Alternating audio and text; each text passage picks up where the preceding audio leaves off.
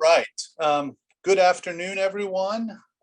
Welcome to VCU Internal Medicine Grand Rounds.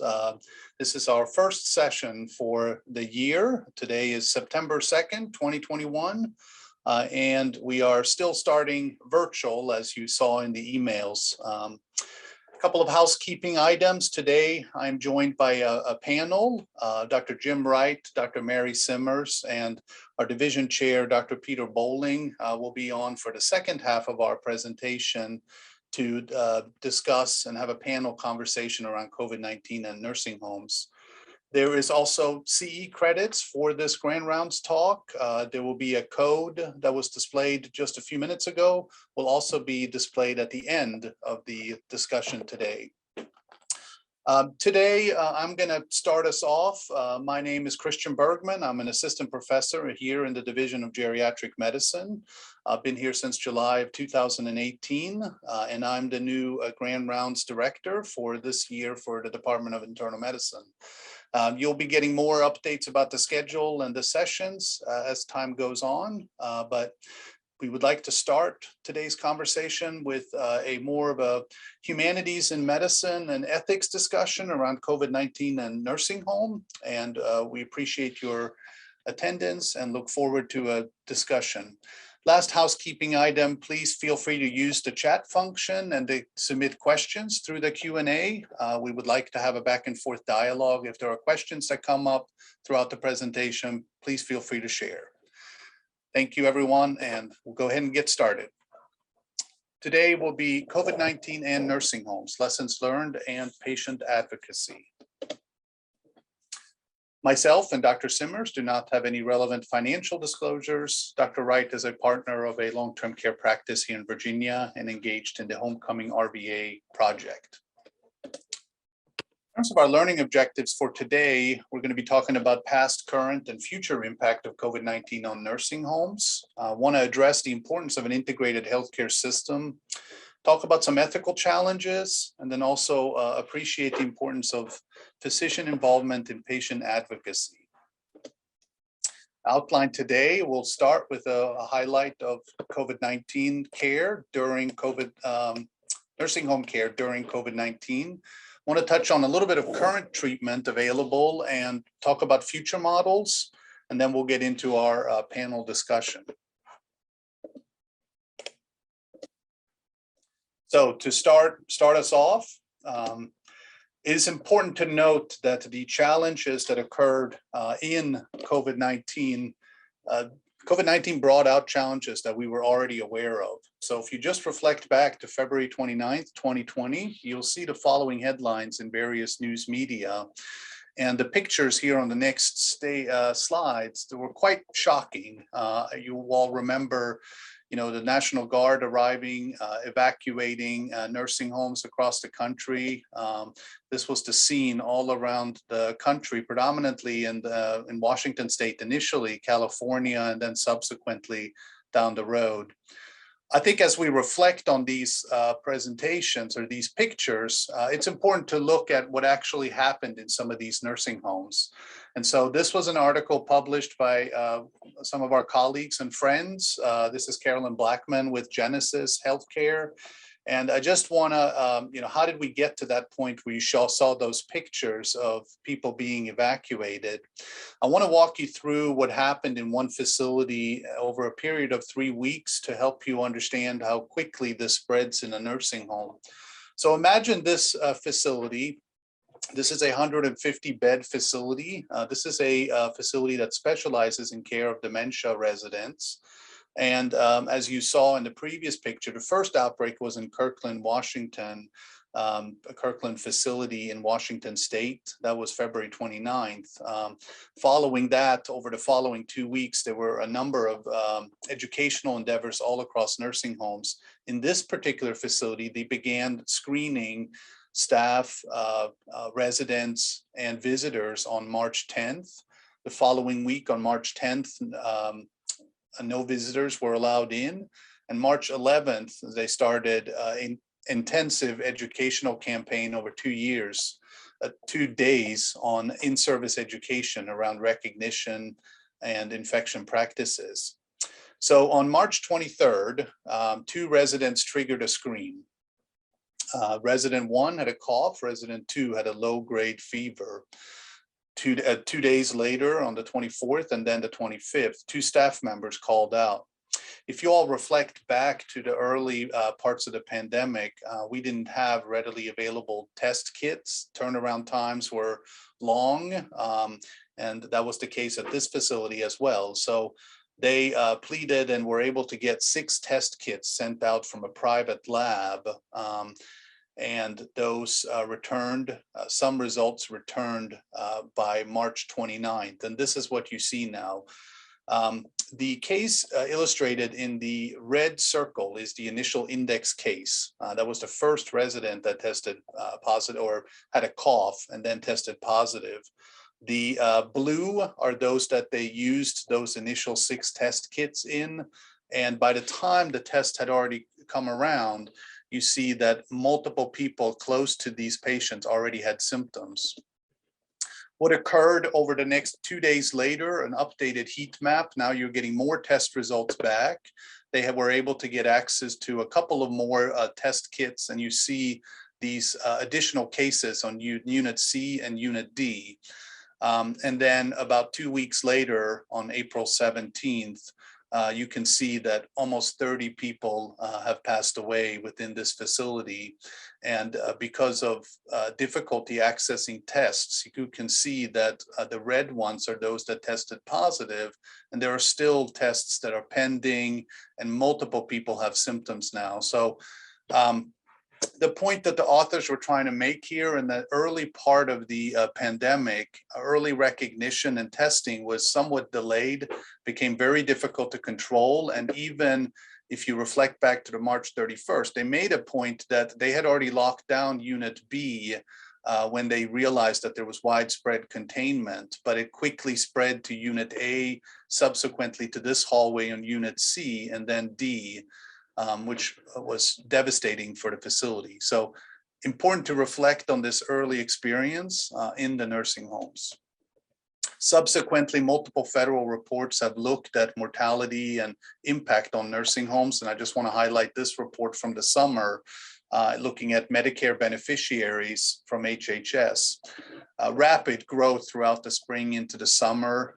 And if you look at excess mortality, which has been very interesting to observe, if you look at April of 2019 versus 2020, you see almost a double fold in mortality among Medicare beneficiaries residing in nursing homes, from 3.5 to 6.3.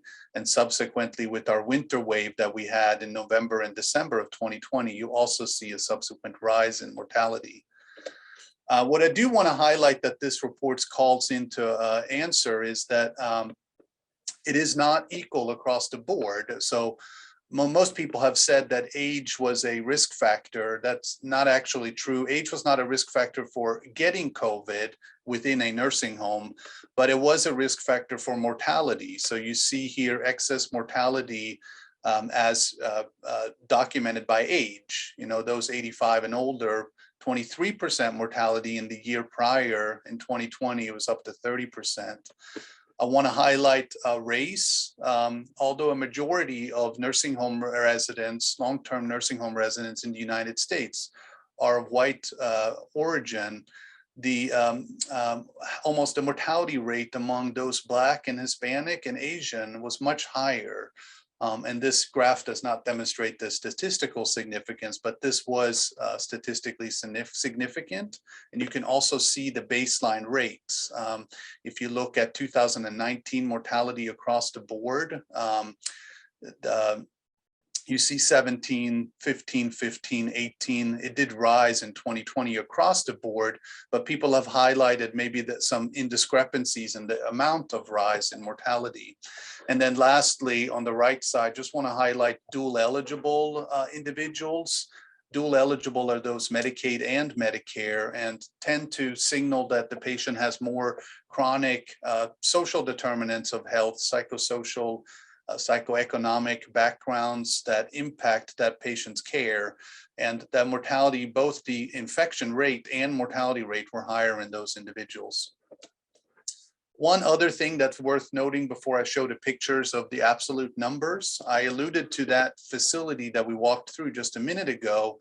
That was in March and into April.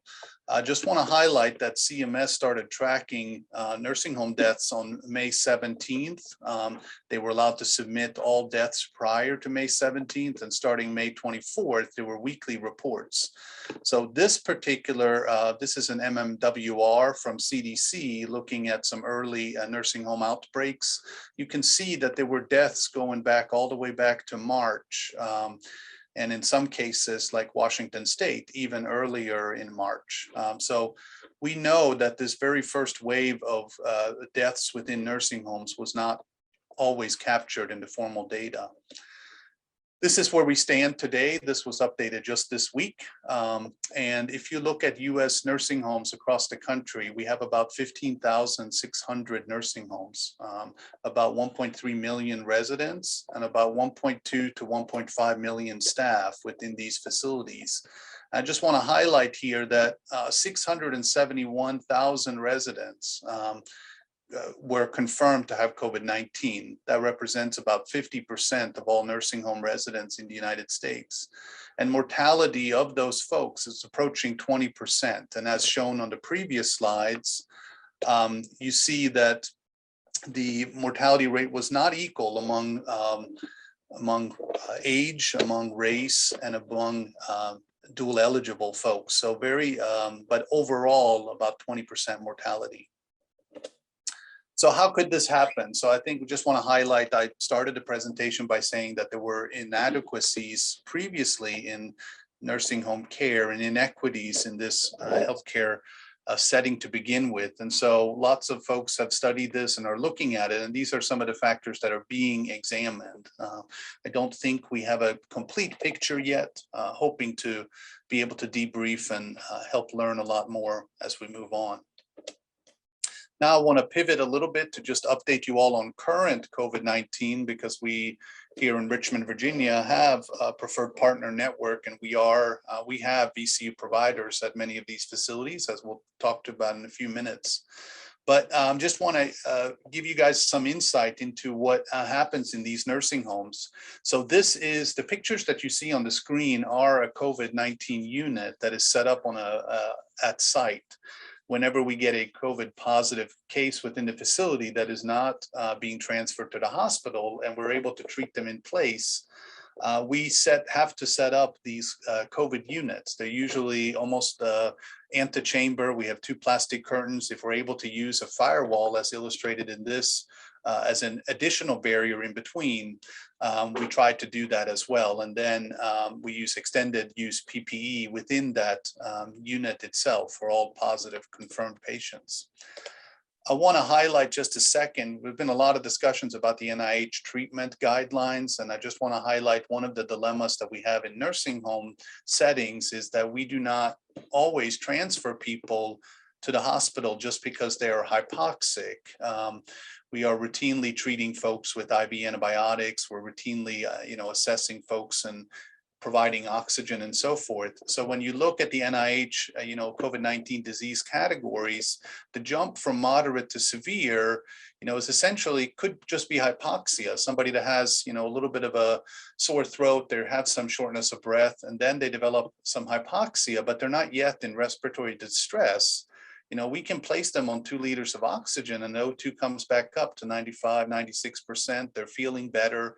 But technically, according to the NIH criteria, that represents a worsening of that patient's condition. And the question has been in nursing homes, when should you then transfer them to the hospital for additional treatments, such as remdesivir, tocilizumab, or potentially clinical trials.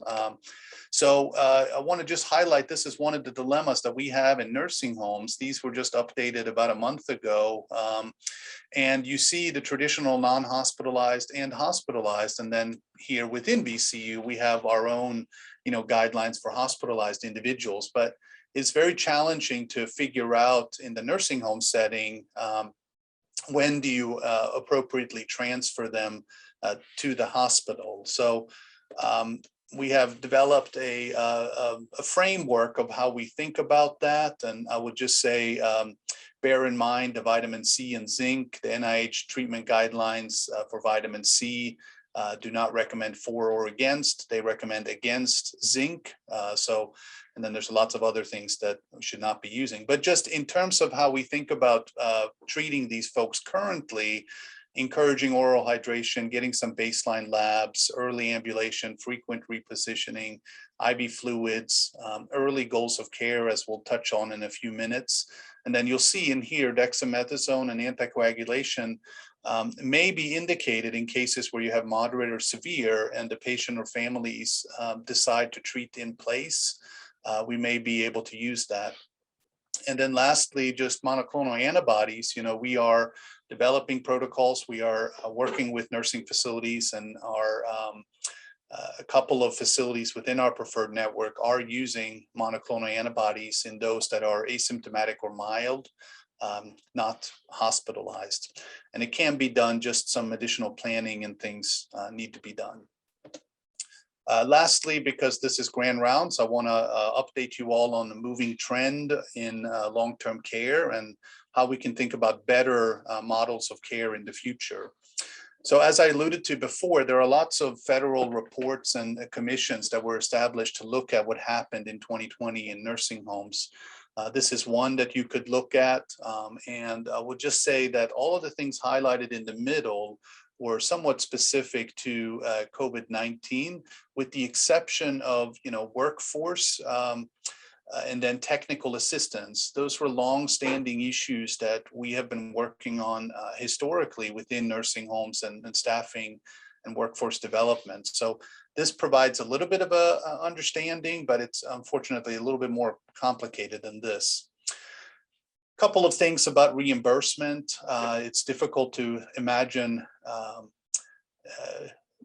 changes in how we deliver care without thinking about the money for a second. So just recognizing for a second that the US population is aging. Seniors are expected to double by 2060, going from 48 million to almost 100 million.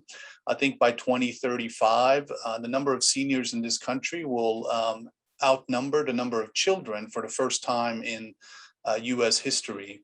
1 in 3 people over the age of 65 will require nursing home level of care at some point. And as you see, there are some other statistics on here on the complexity of these folks. If you think about the primary payer for a second, Medicaid is the primary payer for long-term care within nursing homes. And Medicare and other corporate or other private insurance companies cover the post-acute or the SNF stay. But if you look only at long-term care, 62% Medicare covers around 6 out of 10 nursing home residents in this country. And if you look at the spending, if you look at just long-term care services in general among seniors, on the very right side here on the column, you have 2 bar graphs. The left one demonstrates the users in general. So 1.9 million split between about 50-50 between the community and nursing homes. But if you look at the spending, it is much more expensive in nursing homes. We understand that. That's been a long acknowledged trend, and folks are trying to figure out how to support folks in the community.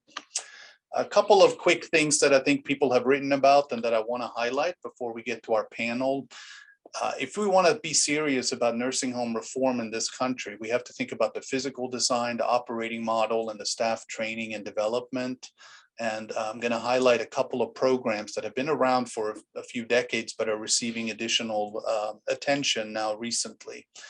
So I will start with just identifying potentially a new design of nursing home rooms in general.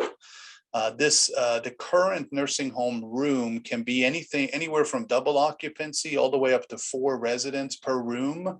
Most of the time they have a toilet associated with that room, but not always a bath or shower. That depends.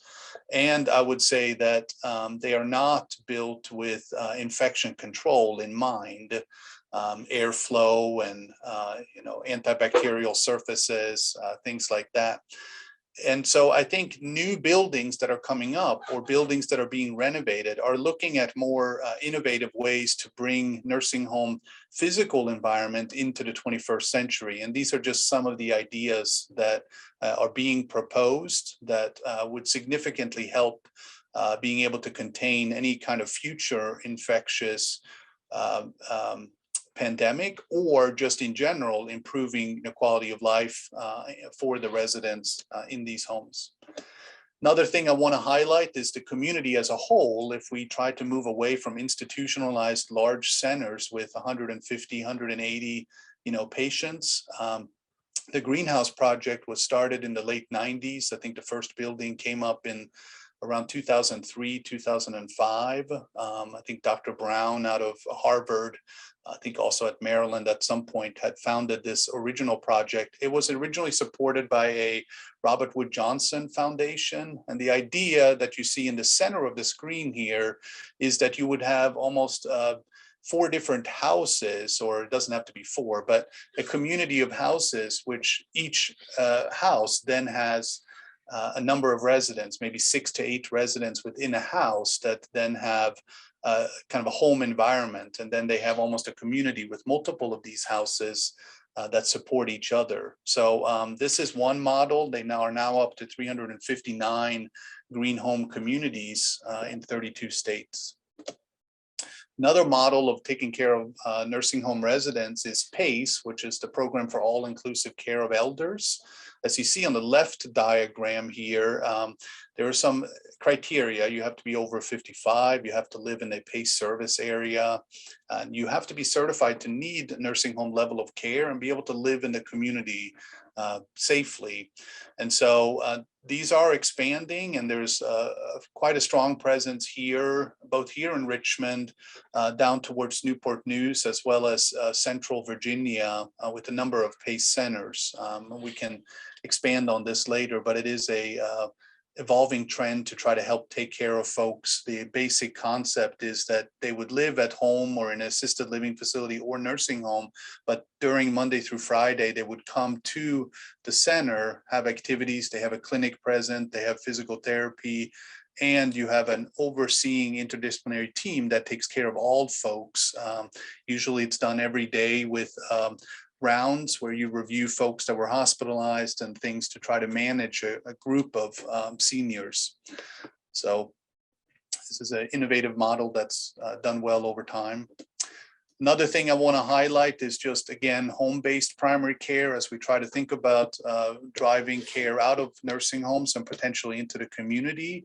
We want to think about innovative ways to do that, and home-based primary care has been pioneered for decades, but has been receiving more and more attention recently.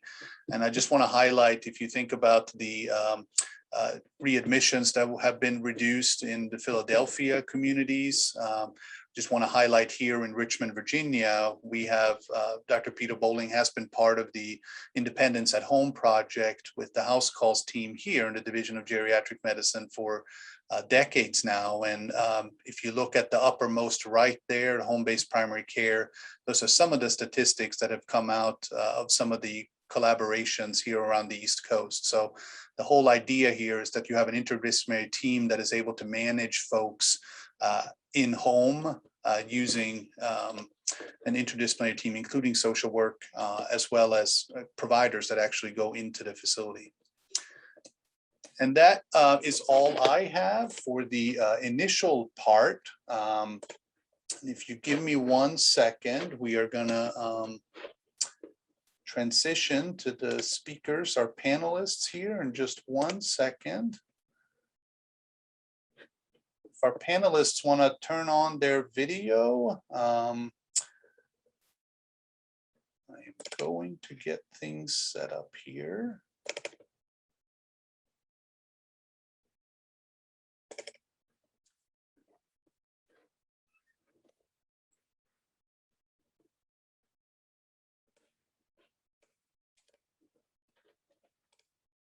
Sorry about that. I should have had some music in between. I feel like you guys should have picked your favorite songs for introductions. I think that would have been good. Could have whistled at least. Okay. So we are first joined by Dr. Jim Wright. He's the chair of the American Medical Directors Association Ethics Subcommittee. He holds a Master's of Arts in Theological Studies from the Union Presbyterian Seminary and a certificate in bioethics from Loyola University in Chicago. Dr. Wright has an interest in intersection of ethics, religion, and dementia, and he's medical director of 3 communities here in Richmond. We are also joined by Dr. Simmers. Dr. Simmers is a board-certified internist and a geriatrician, over a decade of experience caring for people in the nursing home setting. Following completion of her residency and fellowship at the University of Virginia, she worked in both academic and private practice settings. For the past 6 years, she served as the medical director and attending physician at the Virginia Home in Richmond's Bird Park neighborhood. The Virginia Home is a nonprofit long-term care facility specializing in the care of older Virginians with permanent neurological disabilities, including individuals with cerebral palsy, traumatic brain injury, spinal cord injury, and multiple sclerosis. Thank you, Dr. Wright and Dr. Simmers, for joining us. For the audience members, we're going to allow Dr. Wright and Dr. Simmers a few minutes here to reflect on their experience over the last 18, 19 months of this COVID-19 pandemic in nursing homes, and then we will get to a series of questions. I encourage everybody to submit questions through the chat or the Q&A as we go through this, and we hope to save some time at the end of the presentation for some discussion back and forth.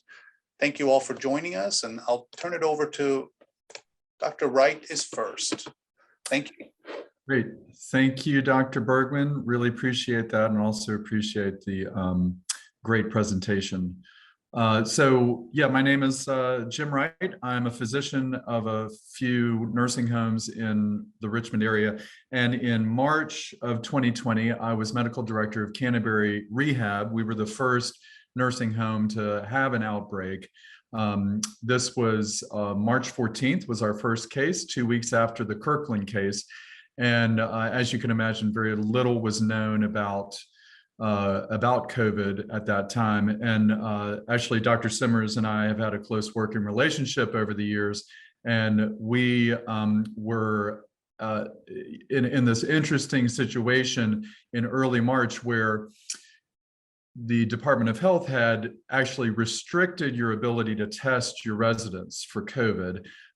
You had to have a negative influenza test. You had to have a negative viral panel, and also a chest X-ray, which was negative for bacterial pneumonia. So there was a lot of hoops to jump through. In addition to that, none of us had any of the universal transport medium to send off PCR testing. It was available in very few places around the country, but I spoke to Dr. Simmers and a few other medical directors. And between about 10 medical directors, we had maybe five test tubes to send testing with. And then the first test we sent ended up going to California to be tested there. It took about 2 weeks to come back. So things were much, much different back then. But unfortunately, I was first to go through a major outbreak. We had, at the beginning of our outbreak, we had 160 residents in Canterbury Rehab. It's a large facility in the West End of Richmond.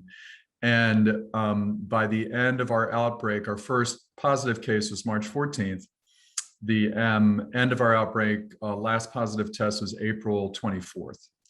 And out of those 160 residents, 140 became infected. So we had a really, really high infectivity rate. Despite our best efforts, we were unable to stop the spread throughout the facility. We had in total 51 deaths from COVID, and which gave us a 36% death rate. We had a fairly low hospitalization rate. At that point, there was, of course, no antivirals in place. The residents that we did send to the hospital, and we sent all of them at the beginning, had about a 95% death rate. So there was really nothing to do. So we mainly managed our patients in place. I can say that during that time, we all felt helpless. but the deficiencies in delivery of healthcare in the nursing home that Dr. Bergman pointed out were quite evident. Staffing shortages were especially acute during that phase. We ended up hiring traveling nurses from Idaho, from Florida, and it was, as anyone in long-term care can tell you, there are plenty of things that we fail in trying to deliver high quality healthcare to our residents. But all of the system that was already strained simply broke during our pandemic. So I had that experience, and unfortunately, I was also part of an outbreak in my other facility, Our Lady of Hope, during the winter spike in December. By then, we knew a lot more about COVID. We actually had immunizations on the horizon. We had some early studies on monoclonal antibodies that we were able to put in place. And still, we had a infectivity rate in the 80s. But our death rate was lower, about 20% at that time.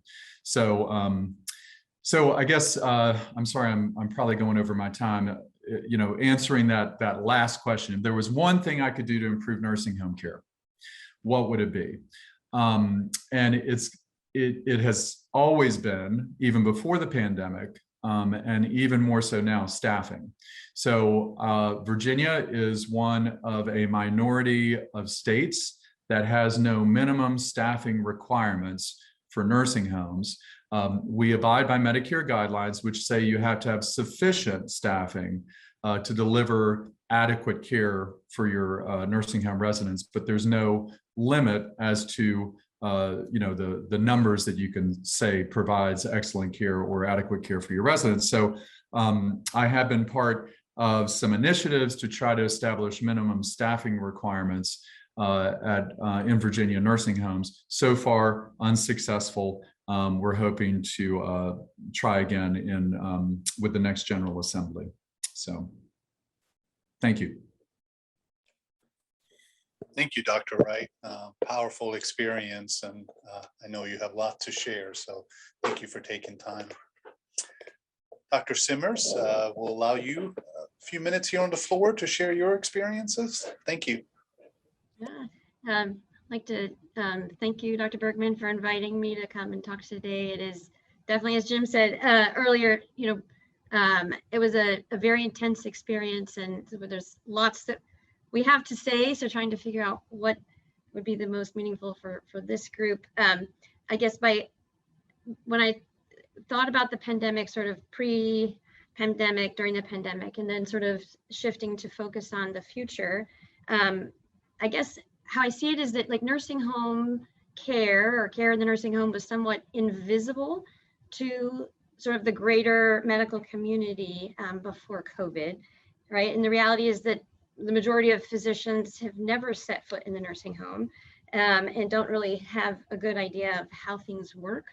The same for other healthcare leaders, even in the health department.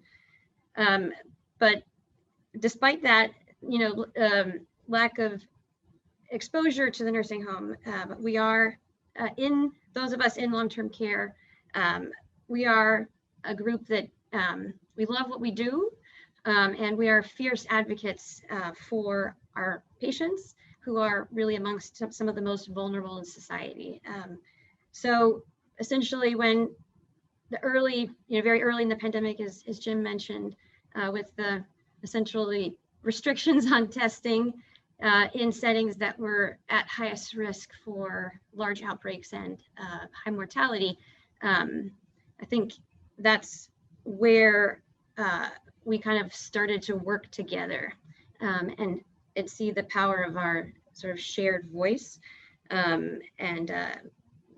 Jim authored a op-ed in the newspaper, and things moved very quickly. We flexed our connections, and the VHCA, our local or the Virginia-based advocacy for long-term care industry, as well as people in the health department. And so there was a quick pivot to nursing homes being in the spotlight, right? From going from invisible to the spotlight. The media focused a lot on the tragedy, but I feel that there was, from that point forward, a lot of very meaningful collaboration.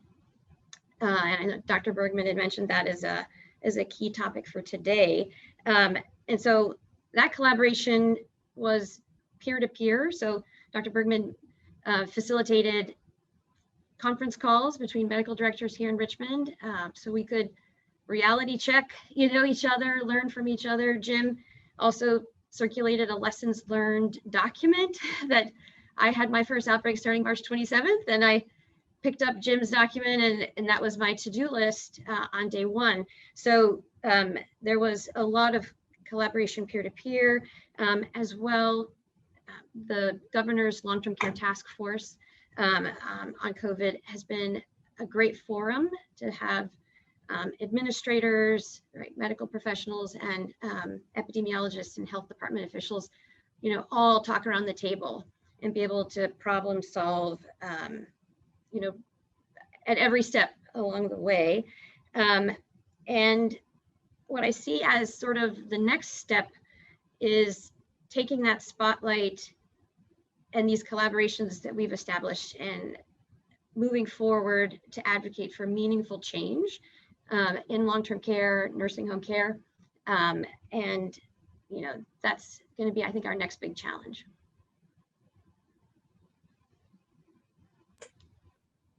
Thank you, Dr. Simmers and Dr. Wright, for sharing those ideas, and very helpful. And we have a lot to share, and we're trying to get this down to be meaningful for everyone here. So I see 2 questions in the chat so far. We're gonna move into a couple of quick questions, and then we're gonna come back to those questions. But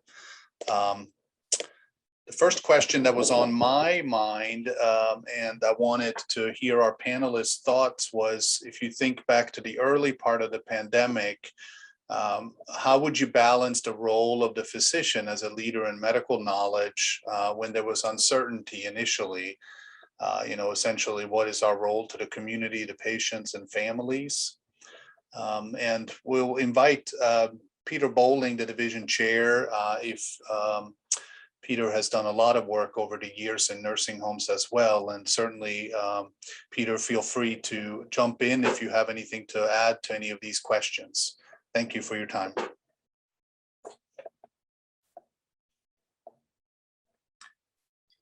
Anybody want to try this first question?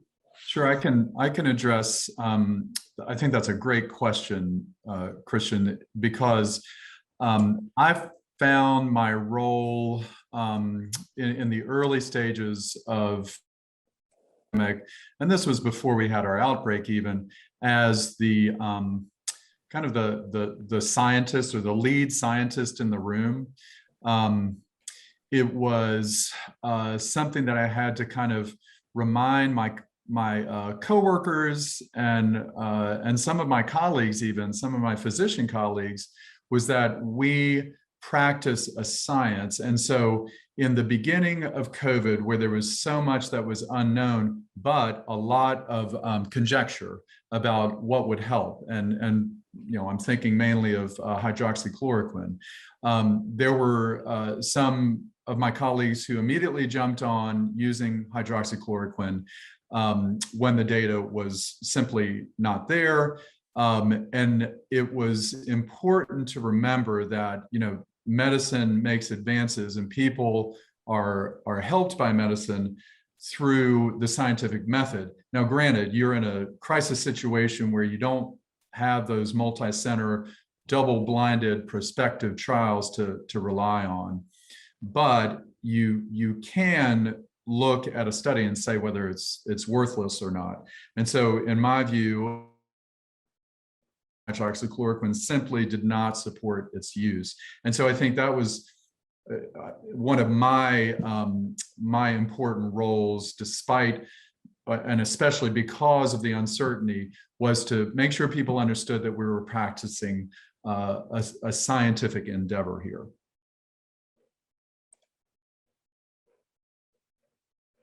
can maybe sort of springboard from there. I think sort of a flip side of making sure, right, you follow the science. I think I learned a lot about leadership.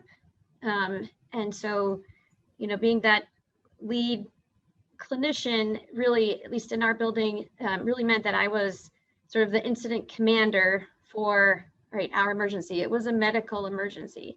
And, you know, it was just, it's hard to describe how intense that experience was, especially when so little was known.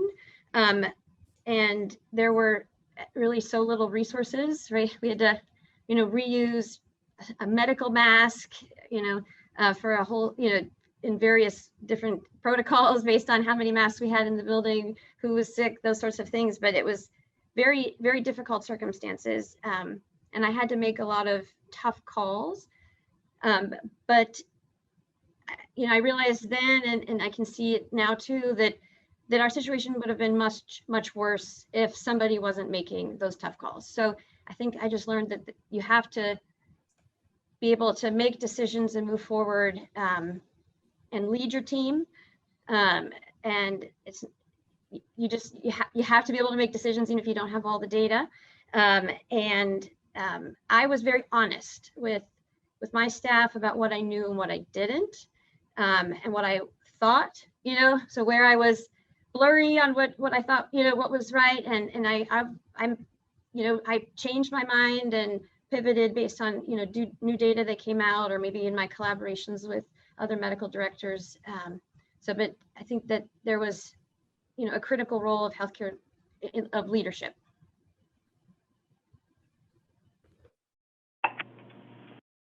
Christian, there were a couple of questions in the chat that I think are connected here. Alan Dow was asking about the recent experience with the Delta surge and breakthrough infections. And I wanted to connect that back to our earlier experiences. So like Jim and Mary and yourself, I went through the early phase of the pandemic in a couple of nursing homes that had outbreaks in the 20 to 25% range. And they were wholly unprepared, never mind the staffing issues. They just had no knowledge of the type of methods that needed to be employed to control the spread of the viral outbreaks. They didn't have the PPE that were necessary. It was just nothing even remotely like the hospital. And as contrasted with now, people have learned a lot. So we're having outbreaks in the majority of Richmond area nursing homes at this point, you know, on the order of 5 or 10% positivity rates in patients, and lower but significant positivity rates in staff. So people have learned a tremendous amount, and they have a lot better equipment at their disposal at this point. I was noticing Jessica Kim had asked a question that I think maybe Jim and Mary would be best positioned to answer, about sending patients to the hospital. Isn't the hospital safer if patients are sick? Yeah, that's a great question. And it's one that, you know, really that's a question I have had to wrestle with throughout the pandemic. You know, personally, from my own mental health and my physical health, I would have loved to send every patient that developed hypoxia to the hospital. But you know, a big part of my care for the patients early on was to make sure that I understood goals of care for each of my patients or their families. And I can recall spending, you know, half of my day talking to families about COVID and about the patients and their goals of care, framing the discussion in the experience that we've been having, that folks in their 80s, you know, these are nursing home folks with lots of comorbidities. So if you're in your late 70s, early 80s, and you're sick enough to be in a nursing home, the mortality rate is really, really high if you develop significant severe illness. And so what you're essentially choosing when you have a patient with severe COVID in the nursing home, you're really choosing where they're going to pass away. And so we made a commitment to care for our patients in place if that's what the patient and the family wanted. So I felt like, in a way, it could have been an abdication of my responsibility to the patient to just to send them, without addressing their goals of care. So that's my answer to that. It was painful and really hard, but I felt like we did the right thing. So I'll just say that maybe clinicians that don't work in the nursing home maybe don't have a sense for, I have a good number of residents that have do not hospitalize orders. So, when we've talked about goals of care over, a period of years, as their health has declined, some have made that choice, regardless of COVID, they've already decided to be a do not hospitalize. I know that I, though, double checked.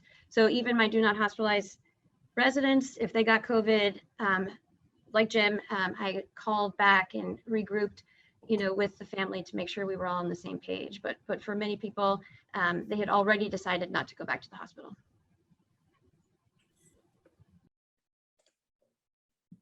Thank you all. And we'll just say, I think it is important to understand which part we're reflecting against, the early part of the pandemic or the present state right now, because we have monoclonal antibodies for those that are asymptomatic or mild. We have, the access to the hospital knows a little bit more about COVID. There is access to remdesivir and other things. So I think that the decision and when to send somebody to the hospital has changed throughout the pandemic. And so I think, again, it just goes back to goals of care discussions and early conversations. But as a medical community, we've learned a lot about COVID. I'm going to go on in the interest of time. I'm going to skip this middle. Well, let's touch on one part here because this is important and it came up in the chat also. Andrew asked about what the concerns were for the residents and major lessons in reducing isolation. And I was kind of trying to get at this here. What did you do when you heard of these visitor restrictions, testing challenges that seemed to really impede care for individual residents, and the lockdowns that occurred in the summer of 2020, extending all the way into the spring, March of 2021, were quite devastating to the psycho well-being of our residents. Maybe we could combine the question in the chat and the question that's on the slide here and just reflect on a second the impact on the residents themselves during this uncertain period.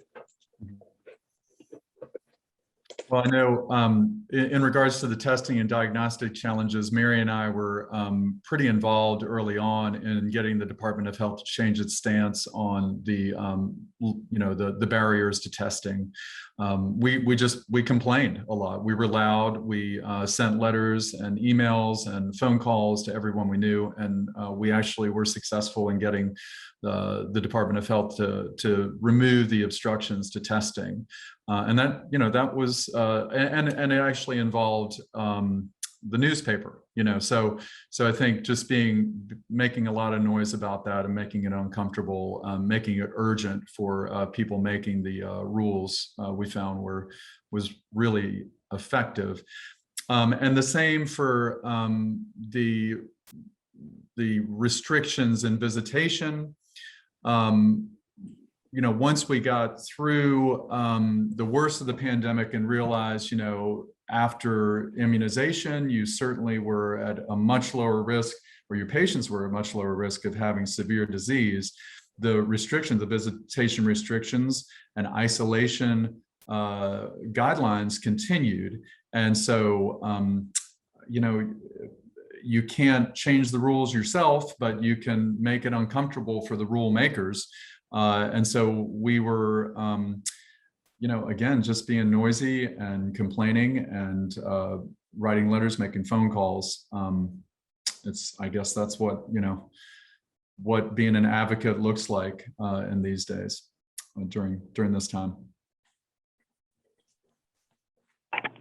Add one thought.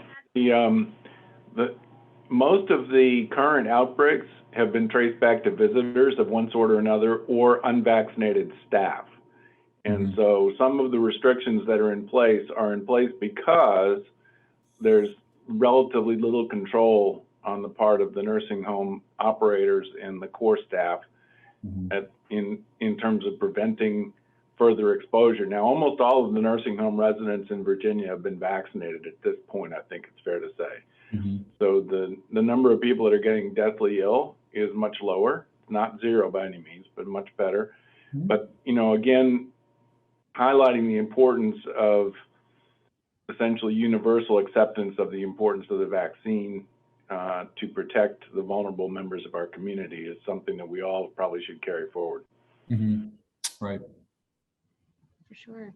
Yeah, advocating for vaccine mandates, which really, really excited about the federal mandate that's coming. So maybe just to speak a little more specifically to Andrew's question, the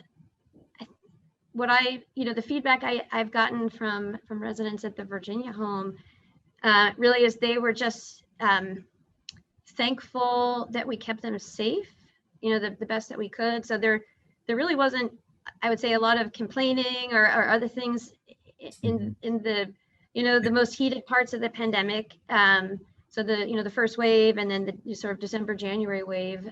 But I know many nursing homes did things like we did lots of Skype, we did window visits. So that worked well. Families could gather, outside of one of our entrances that was all, the wall was glass, that sort of thing. So we really tried to connect people in every way that we could without them being sort of physically together.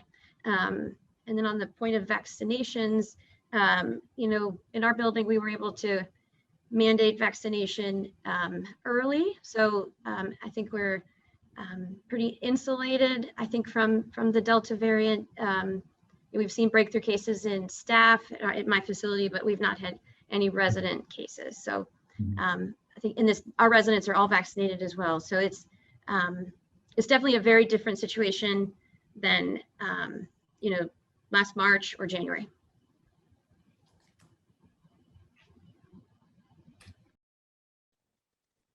Thank you all. I think in the interest of time, we only have about 7 minutes left. And I did think that the data that I shared in the link is from the ACIP meeting on vaccine effectiveness. And that's probably the top of mind at this point, because we are trying to increase vaccination. And there is some early signal that there is some waning immunity among long-term care residents, and that is quite important. But the data is quite fresh, and this just came out on Monday. And I think the conversation from ACIP meeting is they need more data from August in order to make that decision. It's quite a challenging public policy decision to roll out that. I want to just, I'm going to skip to question number 5, as I think it allows our panelists to reflect a little bit on the future of nursing home care in America. And I want to touch briefly on cross-organizational collaborations. I think gone are the days of siloed healthcare. We need to work together as partners across organizations. And I wondered if you could share an experience during the pandemic that highlighted the importance of these relationships. Thanks. Well, yeah, I think early in the pandemic was the first time or I guess it has to be the best example of cross-organizational collaboration. I mean, we were talking to everyone about supplies, and I was, got to know my lab reps really well. We knew all about supply chains. We had multiple conversations with hospice organizations, home health organizations, emergency rooms, just trying to organize a team of professionals to help with our staffing shortages. We were in constant communication with EMS. So it was a time of great collaboration. And I've actually recently been involved in a panel discussion on ageism in medicine, and we had other members, other physicians on the panel talking about how ageism in their areas really impacted the care of their residents. And I was able to say, well, in Henrico County, I did not see that. Once everyone realized what was going on in our nursing home, the whole community rallied around us. So it was, a great example of what can be done if everybody's focused on a single outcome. And it was very heartening. It would be nice if that kind of collaboration continued and was just a normal part of healthcare delivery. But it took a lot of energy to do that. So I don't know if that will continue. I'd say also there's, so we talk about early pandemic, right, versus sort of later pandemic. I'd say like sort of like right now, I think it's so heartening to see these the continuation of a lot of these collaborations. In particular, right, VCU hosted an ECHO program, right, and it was just great to be able to participate and hear from other nursing homes. So they're right, sort of a peer group where I think that's not really something that we've done in the past, at least the clinical leaders, right, as opposed to the administrative leaders. And those connections also that were made with like quality improvement organizations like the IHI, right, and sort of exposing people to these new groups, and then right maintaining those connections in the future, I think is I think something we should work on.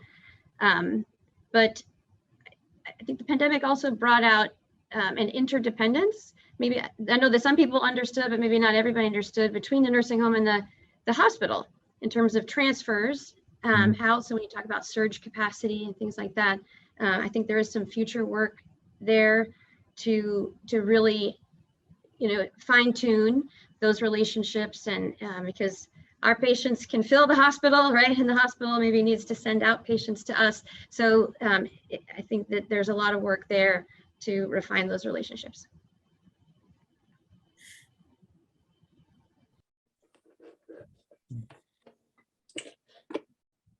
Well, thank you all. I'm gonna close this out with just talking. Please, if anybody has any last minute questions for our panelists, please include in the chat box, and we'll try to see if we have a few seconds at the end to get around to them.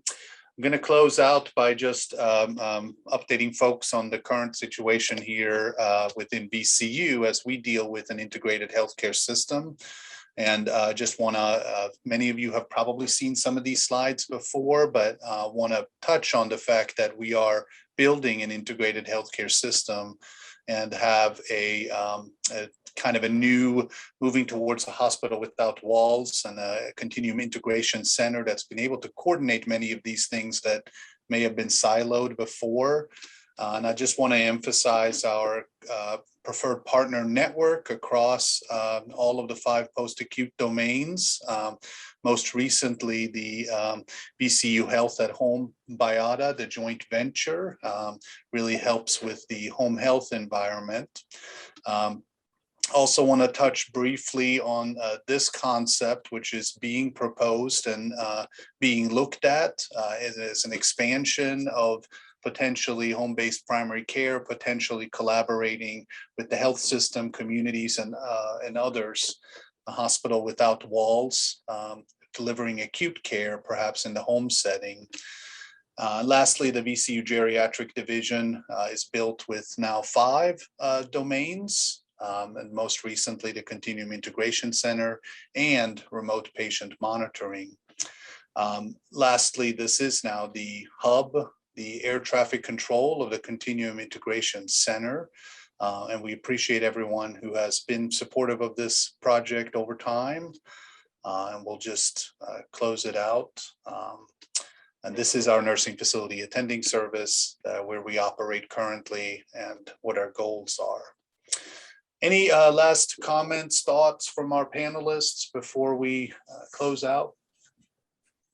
I guess I'd just like to make one plug for to all of you for continuing patient advocacy. It is something that I'm rather new to and not comfortable doing, reaching out to Congress people and the press. But I feel like, if we come out of this crisis without trying at least to decrease the suffering that goes on every day in long-term care in Virginia, then shame on us. And it's very important when you're advocating, is to establish who you're advocating for, because many of our partners out there involved in the nursing home industry are not necessarily advocating for the patients. And I think as physicians, we have a particular duty to advocate and make life better for individual patients. And so we have a powerful and unique role in doing so.